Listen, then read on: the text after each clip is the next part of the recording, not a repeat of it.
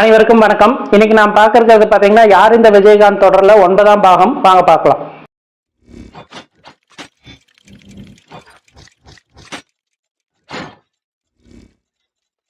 இந்த பகுதியில் நாம பார்க்க இருக்கிறது பார்த்தீங்கன்னா ஒரு தயாரிப்பாளரை பத்தி. தயாரிப்பாளர்னு உடனே ரொம்ப பெரிய தயாரிப்பாளர் அப்படின்னா கேட்டீங்கன்னா ஆமா, அந்த காலத்துல இருந்தே விஜயகாந்த் கூட நட்பு பாராட்டி அவர் கூட நண்பராகவும் கூடவே பயணித்த ஒருவராகவும் தான் அவர் இருந்திருக்காரு. ஒரு தயாரிப்பாளருங்கிறத மீறி அவர் யாருன்னு பார்த்தீங்கன்னா எங்க பக்கத்து ஊரான கோபிச்செட்டிப்பாளையத்தை சேர்ந்த அம்மா கிரியேஷன்ஸ் டி சிவா சார் தான். அவருக்கும் விஜயகாந்துக்குமான தொடர்பு நட்புங்கிறது பார்த்தீங்கன்னா ஏறத்தாழ 40 ஆண்டுகள். அந்த 40 ஆண்டு காலத்துல அவங்க ரெண்டு பேர்த்துக்கு இடையில எந்த அளவுக்கு நட்பு இருந்துச்சு அப்படிங்கிறத பத்தி தான் நம்ம இந்த இதுல பார்க்க போறோம். அதே மாதிரி அந்த நட்புல வச்சு விஜயகாந்த் அவர்கள் கூட அவர் பயணித்த போது விஜயகாந்த் மக்களுக்கு எந்த அளவுக்கு உதவினாரு, மக்களை எந்த அளவுக்கு நேசிச்சாரு, தங்கள் ரசிகர் மேல எவ்வளவு மரியாதை வச்சிருந்தாரு அப்படிங்கறத பத்தி எல்லாம் ரொம்ப தெளிவா ஓபனா பேசியிருக்காரு. அது என்ன ஏதுங்கிறத பத்தி கொஞ்சம் டீட்டெயிலாவே பார்ப்போம். 40 ஆண்டு கால நட்பு அப்படின்னா பாத்தீங்கன்னா ஊமை விழிகள் படத்தை பத்தி நாம ஏற்கனவே பேசிட்டு இருந்தோம். அந்த படம் தொடங்கின கொஞ்ச காலத்துல இருந்தே விஜயகாந்துக்கும் இவருக்குமான நட்பு தொடங்கிருச்சு. சொல்வதெல்லாம் உண்மைங்கிற முதல் படம் இவரோட ப்ரொடக்ஷன்ல விஜயகாந்த் நடிக்கிறாரு. அதுக்கப்புறம் இப்ராஹிம் ராவுத்தரோட சேர்ந்து தமிழெண்ணை கிரியேஷன்ஸ்ங்கிற ப்ரொடக்ஷன் கம்பெனி பேர்ல ஆபாவானன் அரவிந்த்ராஜ் கூட்டணியில உழவன் மகன்ற படம் பண்றாங்க. அப்படியே அவர்களோட நட்பு தொடருது. ஸோ இந்த மாதிரி காலகட்டத்தில் விஜயகாந்த் ஒரு சூப்பர் ஸ்டார் ஆகிறதுக்கு முன்னாடியே என்ன மாதிரி எல்லாம் மக்களுக்கு உதவினார் அப்படிங்கறது கேட்டீங்கன்னா, அவர் முதலையா அக்கறை செலுத்தினது மக்களோட பசிய போக்கணும், உணவு தான் மிகப்பெரிய இதா இருக்கு, அதைத்தான் நாம இங்க சால்வ் பண்ணும் அப்படின்னு சொல்லிட்டு அந்த உணவு போடுறதுலையும் பாத்தீங்கன்னா ஏற்றத்தாழ்வே இல்லாம ஒரு சாதாரண டெக்னீஷியன்ஸ்ல இருந்து, அதாவது லைட் பாயில இருந்து ஒரு ஹீரோயின்ஸ் வரையில எல்லாத்துக்குமே சமமான உணவு, எல்லாத்துக்கும் ஈக்குவலா ஒரே பந்தியா வச்சு போடணும் அப்படிங்கிற கலாச்சாரத்தை கொண்டுட்டு வந்ததே அவர் தான் அப்படின்னு சொல்றாரு. அதே மாதிரி இவங்களோட ராவுத்தர் பிலிம்ஸை பார்த்துதான் மற்ற பெரிய ப்ரொடக்ஷன் கம்பெனிஸ் எல்லாமே அந்த உணவு முறையை மாத்தினாங்க அப்படின்னு சொல்றாரு. என்னன்னு பாத்தீங்கன்னா இப்ப ஏவிஎம்ல எல்லாம் மிகப்பெரிய கூட்டம் இருக்கு ஷூட்டிங் எடுக்கிறப்போ. ஸோ எல்லாத்துக்கும் அவங்க இண்டிவிஜுவலா உட்காந்து இவங்களை மாதிரி பந்தி பரிமாறிட்டு இருக்க முடியுமான்னு கேட்டா இருக்காது. அந்த காலகட்டத்தில் அவங்க என்ன பண்ணியிருக்காங்க, பட்டசாதம் மாதிரி பார்சலா எல்லாத்துக்குமே ஓரளவுக்கு உணவு எல்லாருமே கொடுத்துருக்காங்க. ஆனா இவங்க அளவுக்கு இல்லாம அந்த மாதிரி கொடுத்துருக்காங்க. ஸோ அவங்க தங்களோட உணவு கலாச்சாரத்தையே மாத்திக்கிட்டதுன்னு பாத்தீங்கன்னா ராவுத்தர் பிலிம்ஸை பார்த்துதான். அந்த அளவுக்கு உணவு போடுறதுல இவங்க ஒரு முன்மாதிரியா இருந்திருக்காங்க மற்ற எல்லா கம்பெனிகளுக்குமே. அது எப்படின்னு பாத்தீங்கன்னா வீட்டுல நம்ம நார்மலா டீ காஃபி தான் சாப்பிடுவோம். ஆனா அங்க அவங்களோட ஷூட்டிங்க்கு போறவங்க யாரா இருந்தாலும் ஒரு டிரைவர்ல இருந்து டெக்னீஷியன்ஸ்ல இருந்து எல்லாருமே பூஸ்ட் போர்ன்விட்டா ஹார்லிக்ஸ் அந்த மாதிரி தான் சாப்பிடணும், இளநீர் குடிக்கணும், கோடை காலமா இருந்தா அப்படின்னு சொல்லிட்டு அந்த மாதிரி கொடுத்துருக்காங்க. அவங்க நாங்க வீட்டுல இதெல்லாம் குடிச்சு பழக்கம் இல்லை, எங்களுக்கு இது வேணாம் டீ கொடுங்கன்னு சொன்னா டீ எல்லாம் தர முடியாதுங்க, இங்க இதுதான் இருக்குது, குடிக்கிறதுனா குடிக்காட்டி போ அப்படின்னு சொல்லி அந்த இதையே மிரட்டும் தொனியிலேயே தான் அவங்க உபசரிச்சிருக்காங்க.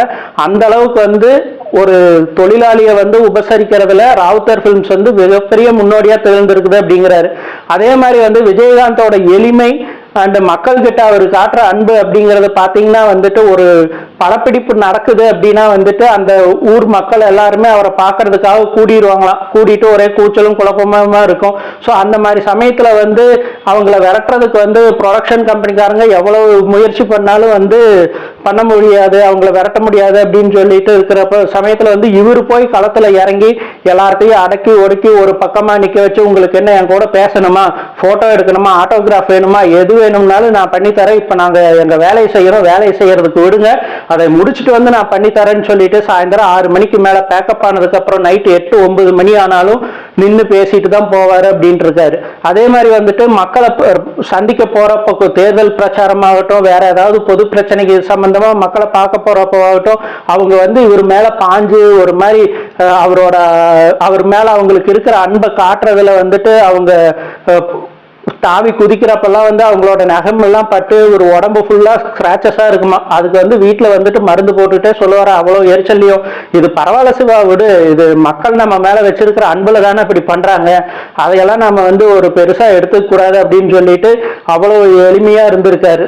ஒரு 4-5 ஆண்டுகளுக்கு முன்னாடி பாத்தீங்கன்னா வந்து எல்லா மீடியாக்காரங்களுமே வந்து விஜயகாந்த் வந்து குடிச்சிட்டு வளர்றாரு, கண்டபடி முன்னுக்கு பின் முரணா பேசுறாரு, மக்கள்கிட்ட வந்து ஒரு மரியாதையா நடந்துக்கிறது இல்ல, சட்டசபையில ஒழுங்கா பேசுறது இல்ல அப்படின்னு சொல்லி எல்லாம் வந்து அவர் மேல ஒரு பிளாக் மார்க் கிரியேட் பண்ணி பேசிட்டு இருந்தாங்க. ஒரு மீம்ஸ் மாதிரி எல்லாம் நிறைய கிரியேட் பண்ணி வெளியிட்டு இருந்தாங்க. அது வந்து முற்றிலும் அவரோட கேரக்டரை அசாசினேட் பண்ற மாதிரி முற்றிலும் தவறான ஒரு செயல். அவர் கூட இத்தனை காலம் பயணித்த எனக்கு வந்து அவரு எப்படி இருந்தாரு என்னங்கிறதெல்லாம் தெரியும். குடிக்கிறாருன்னு சொன்னா வந்துட்டு அவர் மட்டும்தான் குடிக்கிறாரா, வேற யாருமே இந்த இண்டஸ்ட்ரியில குடிக்கிறது இல்லையா, வெளியில குடிக்கிறது இல்லையா அப்படின்னு ஒரு பெரிய எதிர்வாதத்தையே முன்வைக்கிறாரு. அவர் வைக்கிற வாதம் வந்து ஏற்றுக்கொள்ளக்கூடியதா தான் இருக்கு. ஏன்னா வந்துட்டு யாருமே வந்து இந்த காலகட்டத்தில் வந்து குடிக்கு அடிமையாகாதவங்கன்னு பாத்தீங்கன்னா வந்து ரொம்ப ரேர்.